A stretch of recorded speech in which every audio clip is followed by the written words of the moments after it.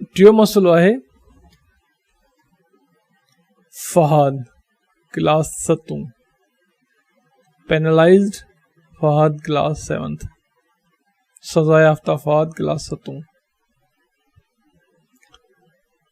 Dear big brother प्यारा वॾा भा I live in a joint family ऐं हिकु गॾियल कुटुंब या ख़ानदान में रहां थो लिव रहण इन में जॉइंट फैमिली गॾियल ख़ानदान गॾियल कुटुंब mostly every one loves me तक़रीबन हर हिकु मूंसां प्यार करे थो मोस्टली तक़रीबन एवरी वन हर को लव्स प्यार करण मी मूंखे मूंसां but I am often scolded at lunch and dinner time पर अक्सर करे मूंखे दुपहरी ऐं राति जी मानी ते धड़का मिलनि था बट पर आहियां ऑफन अक्सर करे स्कॉल्डेड धड़का ॾिना वञनि था लंच दुपहरी ऐं डिनर राति जी मानी टाइम वक़्तु every one points out my mistakes हर को मुंहिंजूं ग़लतियूं कढे थो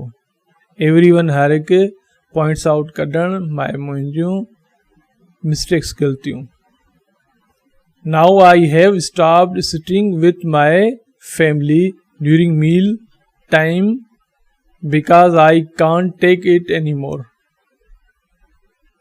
हाणे मूं पंहिंजे घर वारनि सां मानी जे वक़्तु विहण छॾे ॾिनो आहे छाकाणि आउं वधीक बर्दाश्त नथो करे सघां नाउ हाणे आई हैव स्टॉप्ड रोकियो आहे ख़तमु कयो आहे सिटिंग विहण विथ सां मां मुंहिंजी फैमिली ख़ानदान ड्यूरिंग दौरान मील मानी टाइम्स वक़्तु बिकॉज छाकाणि कांट नथो करे सघनि टेक वठणु इट यो एनी मोर वधीक हाणे टेक इट एनी मोर जी माना आहे ज़्यादा बर्दाश्त न करणु डियर फहाद प्यारा Fahad You are lucky to have so many people around you to guide you. तू तमामु घणो ख़ुशि नसीब हुजो केतिरा माण्हू तुंहिंजे रहनुमाई कंदड़नि तुंहिंजे इर्द गिर्द यू तू तव्हां आर आहीं लकी ख़ुशि नसीब सो मेनी तमामु घणा पीपल माण्हू अराउंड चौधारी यू तू तव्हां गाइड रहनुमाई you तू तव्हां and who care of you ऐं जेके तुंहिंजी परवाह कनि था ऐं नहीं हू जेके केयर संभाल या परवाह फॉर लाइफ यू तू तव्हां as meals are social events जीअं त मानी हिकु समाजी मौक़ो आहे it is important that we practice proper manner उन लाइ इहो अहम आहे त ख़ासि नमूने या ख़ासि तरीक़े आदाब सां असांखे अमल करणु घुरिजे इट इहो इज़ आहे इम्पॉर्टेंट अहमियत वारो दैट त भई असीं प्रैक्टिस अमल मश्क प्रॉपर ख़ासि नमूने मैनर्स तौर तरीक़ा अतवार this includes helping in serving the meal and in cleaning up after the meal इन में शामिल आहे मानी खणी ॾियण ऐं मानी खां पोइ सफ़ाई करणु दिस ही आयो इंक्लूड शामिल आहे हेल्पिंग मदद करणु सर्विंग पहुचाइणु ख़िदमत करणु मील मानी ऐं इनमें क्लीनिंग अप साफ़ करणु आफ्टर खां पोइ दख़ासिल आहे मील मानी अदर इम्पॉर्टेंट मील मैनर्स आर ॿिया अहम मानी जा आदाब आहिनि अदर ॿिया इम्पॉर्टेंट अहमियत वारा मील मानी मैनर्स आदाब आहिनि allow elders and guests to take the food first वॾनि ऐं महिमाननि खे पहिरीं मानी खणणु ॾियो अलो इजाज़त ॾियणु एल्डर्स वॾा ऐं गेस्ट्स महिमान टेक वठणु फूड खाधो फर्स्ट पहिरीं wait for your turn to take the food इंतज़ारु करियो पंहिंजे वारे जो मानी खणण जे वेट इंतज़ारु करणु फार लाइ यूअर तुंहिंजो तव्हांजो टर्न वारो टेक वठणु दख़ल लाइ फूड खाधो chew with your mouth closed पंहिंजो वात बंदि करे मानी चॿाड़ियो च्यू चॿाइण विथ सामा खां यूअर तुंहिंजो माउथ मुंहुं क्लोज्ड बंदि avoid talking with food in your mouth वात में खाधे हुअण महिल ॻाल्हाइण खां पासो करियो अवॉइड पासो करणु टॉकिंग ॻाल्हाइण विथ सामा खां फूड खाधो इन में यूअर तुंहिंजे तव्हांजे माउथ वात don't slurp or burp loudly while eating as this is impolite मानी खाइण दौरान वात जी चब ओघराई वग़ैरह न ॾियो वॾे आवाज़ इहो गैर मुहज़ब आहे बेकार आहे डोंट न स्लर्प एंड बर्प चब आवाज़ ओघराई वग़ैरह लाउडली वॾे आवाज़ सां वाइल जॾहिं ईटिंग खाइण एज़ जीअं दिस इहो ही इज़ आहे पोलाइट गैर मुहज़ब बिग ब्रदर वॾो भाउ नाराज़ राशिद क्लास 7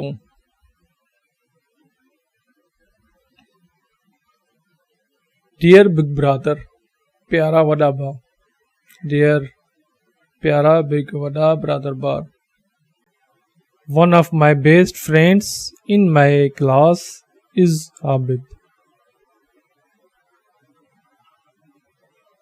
क्लास में बेहतरीन दोस्तन मां हिकु आबिद आहे वन हिकु अफ़जोजा जी माए मुंहिंजो बेस्ट सुठो बेहतरीन फ्रेंड दोस्त इन में माए मुंहिंजे क्लास दर्जे इज़ आहे Abid He is a caring person, but we argue a lot about different things. हू ख़्याल कंदड़ शख्स आहे पर मुख़्तलिफ़ शयुनि ते असीं तमामु घणो बहस कयूं था He who is आहे हिकु केयरिंग पर्सन ख़्याल रखंदड़ शख्स बट पर वही असीं आर्ग्यू बहस लॉट घणो अबाउट बाबत बारे में डिफरेंट मुख़्तलिफ़ थिंग्स शयूं sometimes people think that we always fight with each others कॾहिं कॾहिं माण्हुनि खे लॻे थो त असीं हिक ॿिए सां हमेशह विड़ूं था समटाइम्स कॾहिं कॾहिं पीपल माण्हू थिंक सोचनि था दैट त वी असीं ऑलवेज हमेशह फाइट विड़ूं था विथ सामा खां each others हिक ॿियनि I want him to listen to me first आऊं चाहियां थो त हू पहिरीं मूंखे ॿुधे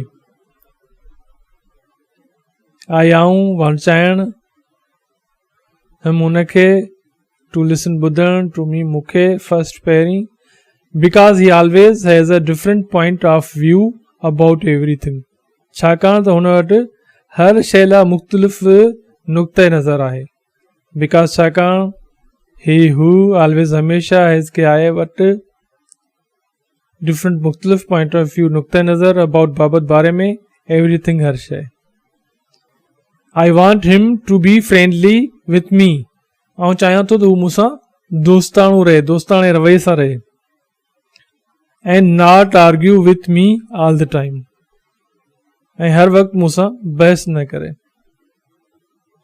आई आऊं वण चाहिण हुनखे टू बी थियण हुअण फ्रेंडली दोस्तीअ रवैयो विथ सामा खां मी मूंसां ऐं ॾहीं नॉट न आर्ग्यू बहस विथ सामा खां मी मूंसां ऑल द टाइम हर वक़्तु उनैद Rashid class 7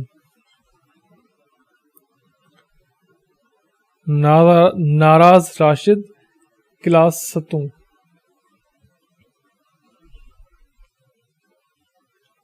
Dear Rashid, it is good to you. Repeat. Dear Rashid, it is good to have a nice and caring friend. इहो तमामु सुठो आहे त हिकु बहितरीनु ऐं ख़्यालु रखंदड़ दोस्त हुजे. इहा आहे इट इहो इज़ आहे गुड सुठो, खे आहे वटि आहे नाइस सुठो, बहितर उम्दो ऐं ऐं केयरिंग संभाल ख़्याल फ्रेंड दोस्त. However, one more important rule in friendship is that जीअं त हिकु ॿियो अहम उसूल आहे दोस्ती जो त however जीअं त हिकु मोर वधीक इम्पोर्टेंट अहम रूल क़ाइदो इन में फ्रेंडशिप दोस्ती इज़ आहे दैट त जेको we should respect each other's views and differences. असांखे हिकु ॿियनि जे रायनि ऐं इख़्तिलाफ़नि जो एतिराम करणु घुरिजे. असांखे शुड घुरिजे रिस्पेक्ट इज़त ईच अदर्स हिकु ॿिए जे व्यूज़ राया ऐं differences इख़्तिलाफ़. We live in a society where there are great diversity of beliefs, cultures, races, colors, rituals and traditions. असीं अहिड़े मुआशिरे में रहूं था जिते तमामु घणो इख़्तिलाफ़ आहे अक़ीदनि, सक़ाफ़तुनि, नस्लुनि, रंगनि, रीतुनि रस्मुनि में. उहे असीं लिव रहण इन में हिकु डाइवर्सिटी इख़्तिलाफ़ बिलीफ अक़ीदा, कल्चर्स सक़ाफ़तूं, रेसिस नस्ल, कलर्स रंग, रिचुअल्स एंड ट्रेडिशंस रीतूं ऐं रस्मूं. You need to learn to give your point of view and to listen to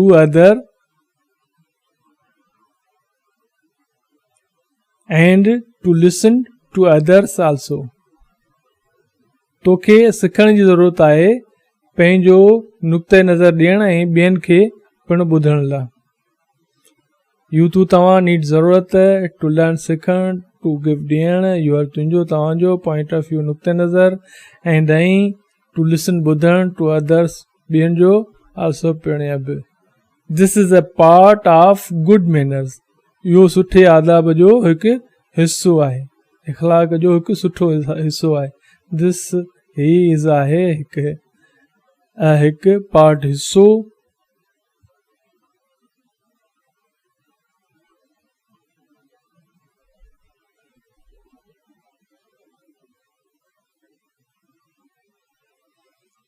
of जोजा जी गुड सुठो मैनर्स आदाब.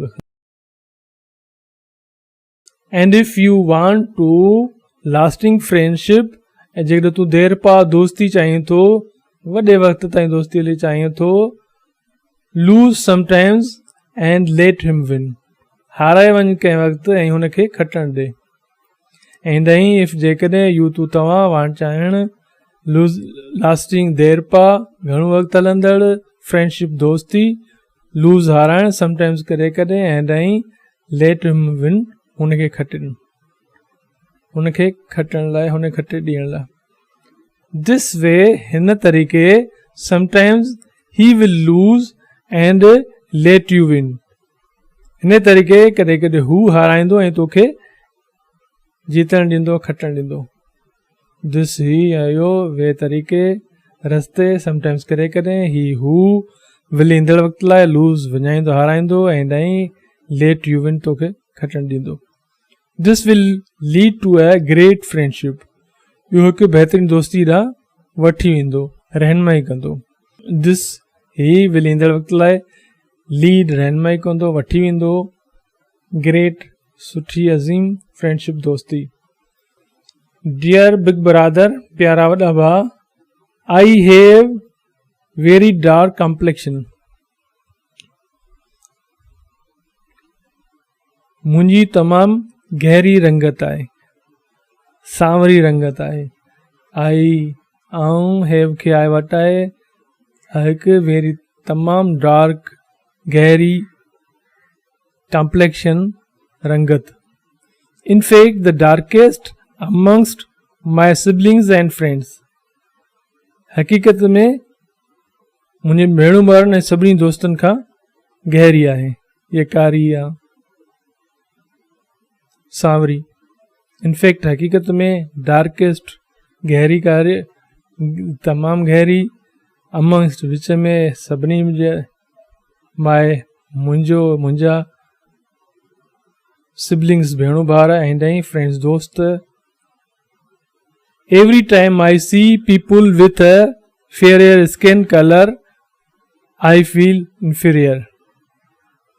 हर वक़्तु जॾहिं माण्हुनि खे साफ़ रंगत में ॾिसां थी तो मूंखे अहसास कमतरी थिए थी। एवरी टाइम हर वक़्तु आई आऊं सी ॾिसण पीपुल माण्हू विथ सामा खां फेयर एयर स्किन कलर साफ़ रंगत चिटी रंगत आई आऊं फील महसूस करण इंफीरियर एहसास कमतरी। डियर सानिया, प्यारी Sania, you need to understand that it is not your skin color, your height or any other physical appearance that make you a better or more likable person. तोखे समझण जी ज़रूरत आहे त तुंहिंजे चमड़ी जी रंगत, तुंहिंजो कद या तुंहिंजी ॿी का जिस्मानी साख़्त तोखे ॿियनि खां बहितर या पसंदीदा शख्स नथी बणाए सघे। यू तव्हां नीड ज़रूरत अंडरस्टैंड समझण दैट त इट यो इज़ आहे नाट न यूर तुंहिंजी स्किन चमड़ी कलर रंगत यूर तुंहिंजी हाइट कद और या इन्ही का अदर बी फिजिकल जिस्मानी अपीयरेंस साख़्त दैट जेका मिक्स ठाहिण यू तव्हां बेटर बहतर और या मोर ज़्यादा लाइकेबल पसंदीदा पर्सन शख्स। What matters most of your cleanliness and your behaviour. ज़्यादा अहमियत रखे थो तुंहिंजी सफ़ाई ऐं तुंहिंजो रवैयो। वाट मैटर्स जेको ज़्यादा अहमियत रखे थो, मोस्ट घणो इज़ आहे यूर तुंहिंजी तव्हांजी क्लीनलीनेस सफ़ाई ऐं ॾहीं यूर तुंहिंजो तव्हांजो बिहेवियर रवैयो। Always have well combed hair, हमेशा चङी तरह पढ़णी ॾियो वारनि खे। क्लीन क्लॉथ्स, कपिड़ा साफ़ रखो। एंड क्लीन शूज़, ऐं जूता या बुट साफ़ रखो। ऑलवेज हमेशा, हैव खे आहे वटाए, वेल चङी तरह, कॉम्ड फणी ॾिनल, हेयर वार, क्लीन साफ़ क्लॉथ्स कपिड़ा ऐं ॾहीं क्लीन साफ़ शूज़ बूट या जूता। Also learn to forgive, respect and lend a helping hand and do not backbite or make fun of others। हमेशा माफ़ करणु सिखो, इज़त ॾियो ऐं ॿियनि जी मदद करियो ऐं कंहिंजी बि गिला न करियो ऐं कंहिंजो मज़ाक न उॾायो, ॿिए कंहिंजो मज़ाक न उॾायो।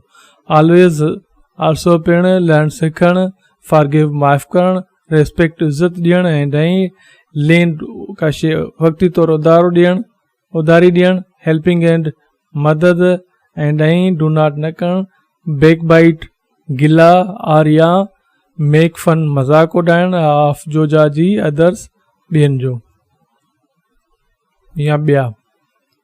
Every one will love you and will want to be friend. हर को तोसां प्यार कंदो ऐं हर चाहींदो तोसां दोस्ती रखणु या तुंहिंजो दोस्त थियणु। एवरी वन हर को, विल ईंदड़ वक़्त लाइ, लव प्यार करणु, यू तव्हां ऐं ॾहीं विल ईंदड़ वक़्त लाइ, वाइन चाहिणु थियणु, टू बी थियणु, यूर तुंहिंजो तव्हांजो, फ्रेंड दोस्त, बिग ब्रादर वॾो भाउ। त प्यारा ॿारो, हे 5 मसइला हुआ जेके बिग ब्रादर रिसाले में ॿारनि खे हुननि जा बहितरीन मशवरा ॾिना। हिकु मुंहिंजी तरफ़ां मशवरो तव्हांखे ॾींदो हलां त चैनल खे सब्सक्राइब करियो, वीडियो खे लाइक करियो ऐं हुन सां गॾोगॾु दोस्तनि भाउरनि भेणुनि में शेयर पिणु करियो। अल्लाह हाफ़िज़।